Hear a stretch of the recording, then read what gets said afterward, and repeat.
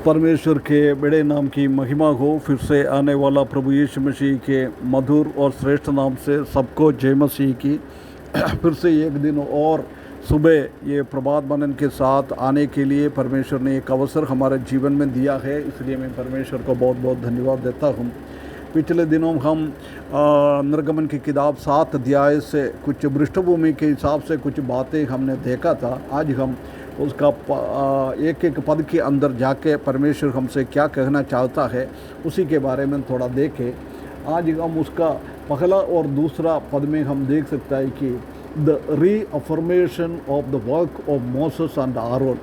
आरोन को और मूसा को परमेश्वर ने काम दिया है, उसको पुनःपुष्टि कर रहा है, फिर से बोल रहा है। उन लोग ने बार बार हम देख सकता है कि वो नहीं करेगा नहीं करेगा। 7 बार मूसा ने घृणा किया है, इनकार किया है, हम नहीं करेंगे, मैं उसके लिए लायक नहीं है। 6वें अध्याय में आखिरी भाग में भी वही हमने देखा है, परंतु इधर हम देख सकते हैं कि बार बार परमेश्वर उसको डांटस बांध रहा है। चाहिए तो परमेश्वर को इसके ऊपर गुस्सा होकर उसको हटा के दूसरा किसी को उसी काम के लिए ले सकता था, परंतु परमेश्वर ने करुणा का धनी है वो, उनका करुणा इनके ऊपर हम देख सकता है। परमेश्वर ने वो करुणा उसी के ऊपर दिखाया है। वो परमेश्वर ने उसको पूरा तरीके से हर एक दुष्टता से उसको बचा के रखा है। जब हम परमेश्वर की बातों के ऊपर चलता है, परमेश्वर के साथ हम चलता है, जब परमेश्वर हमको संरक्षण देता है ना। इधर हम देख सकता है कि मूसा को परमेश्वर ने प्रोत्साहित करता है, एनकरेजमेंट करता है। और हम देख सकता है कि इधर परमेश्वर के विरुद्ध में उसने बोला है मैं नहीं करूँगा। उसके बाद भी उसको विश्वास में आगे बढ़ाने के लिए उसके विरुद्ध में कुछ भी नहीं बोला है। उसने दया और करुणा और अनुग्रह उसको दिखाते हुए उसको मूसा को विश्वास में और परमेश्वर का वचन में वो और दृढ़ कर रहा है। ये बात को हम देख सकता है। परमेश्वर ने मूसा से ये बातें कहा है, परमेश्वर ने ये बात फिर से वो बोल रहा है। परमेश्वर का धन्यवाद हम इधर देख सकता है। उसके बाद बोल रहा है मैंने तुमको फरो के ऊपर परमेश्वर बनाया है। दूसरों को हम एनकरेजमेंट करना है, दूसरों को हमको भी प्रोत्साहन करना है। परमेश्वर ने कैसी मूसा को प्रोत्साहन किया है, हमको भी प्रोत्साहन कर रहा है, ऐसी हम भी दूसरों को प्रोत्साहन करना है। पहला थिस्सलुनीकी 5:11 में हम देख सकते हैं कि पहले तुम लोगों ने किया है ऐसा एक दूसरे को प्रोत्साहन करना, उसी को आत्मिकता में आगे बढ़ाना, इसके लिए हमको काम करना है। और एफेसियों की किताब 4 अध्याय उसका 29 पद में हम देख सकता है कि हमने क्या बोल रहा है। वो सुनने वाले को परमेश्वर का अनुग्रह उनके हिसाब से मिलने के लिए और आत्मिकता में आगे बढ़ने के लिए अच्छा बातें हम कहें। कभी भी उन लोगों को आत्मिकता से दूर ना हो जाए, ऐसी कोई गंदी बातें हमारे मुंह से ना निकलना है। ये परमेश्वर का वचन में बार बार हम देख सकता है। इधर बोल रहा है मैं तुमको फरो का परमेश्वर बना दूंगा, ईश्वर बना दूंगा। 5 अध्याय उसका दूसरा पद में हम देख सकता है कि जब मूसा ने पहले जाके फरो से बात किया था, बोलता है मैं यहोवा का नाम से आया है, यहोवा तुमसे ये कहता है ये लोगों को छोड़ो, वो आराधना करने के लिए जंगल में भेज दो। जब फरो बोल रहा है मैं नहीं जानता है ये कौन है परमेश्वर, कौन है यहोवा, मैं नहीं जानता है। इसलिए इधर हम देख सकता है कि मूसा के द्वारा परमेश्वर की जगहों में ये फरो के सामने मूसा को एक ईश्वर की जैसी खड़ा कर रहा है। प्रिय विश्वासियों, हम भी मसीही लोग हैं, मसीही लोगों का भी यही काम है, हम मसीहा के जैसी इस दुनिया में रखना।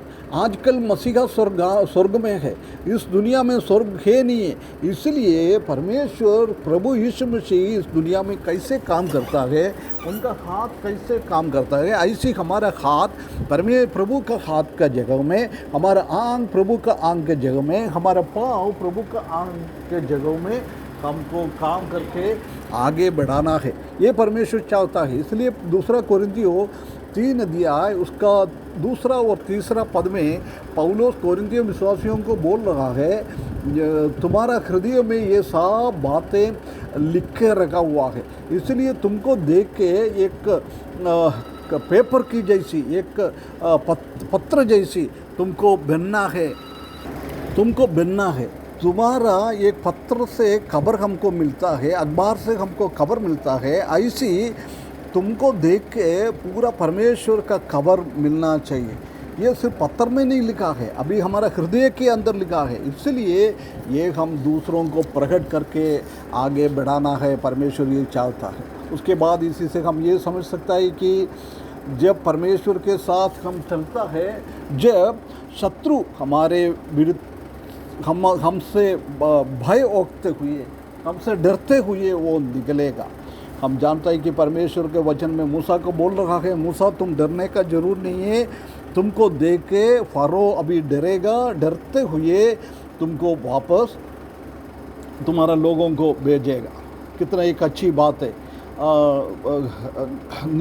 व्यवस्था विवरण 28 का 7 में हम देख सकता है कि हम शत्रु के विरुद्ध में खड़ा हो सकता है। शत्रु हमारे विरुद्ध में एक रास्ते से आएगा, परंतु वो 7 रास्ते से बाहर निकल जाएगा। कितना एक अच्छी बात है, परमेश्वर इधर लिखा हुआ है।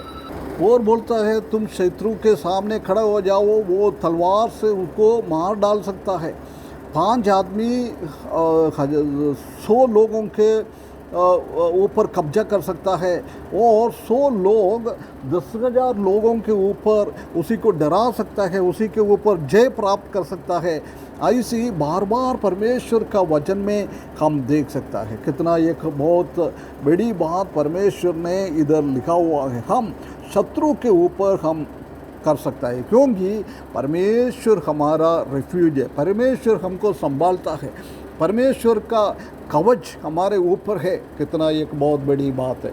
इसलिए प्रिय भाइयों बहनों, मूसा को परमेश्वर ये कहता है तुम अभी ऐसी करो, तुमको मैं फरौन के सामने भगवान बना दूंगा, परमेश्वर बना दूंगा, ये बात को। और बोल रहा है तुम्हारा भाई अहरोन तुम्हारा जो बात करने के लिए एक भविष्यद्वक्ता की जैसी खड़ा हो जाएगा। तुमको क्या कहना है वो कहेंगे, इसलिए तुमको डरने का नहीं है। तुम बहुत सक्षम होके बलवंत पाते हुए तुम प्रभु का सेवा आगे करना है। प्रिय भाइयों बहनों, हम भी मूसा के जैसी शंका करने वाला है, हम बातें नहीं मानने वाला है, परंतु परमेश्वर हमको बोल रहा है तुम मेरे नाम से दृढ़ होकर तुम चले जाओ, मैं तुमको मदद करूंगा, मैं तुम्हारे साथ रहूंगा, मेरा काम तुम आगे करते जाना है। इस वचन के द्वारा परमेश्वर हमको सहायता करे आने वाले दिनों में। परमेश्वर का काम मूसा ने आगे वाले दिनों में कैसे किया है, ऐसी हम भी दृढ़ता के साथ, धैर्य के साथ, शक्ति के साथ, परमेश्वर का शक्ति से के साथ उनका सेवा करने के लिए परमेश्वर हमको सहायता करे। उसके बड़े नाम की महिमा हो।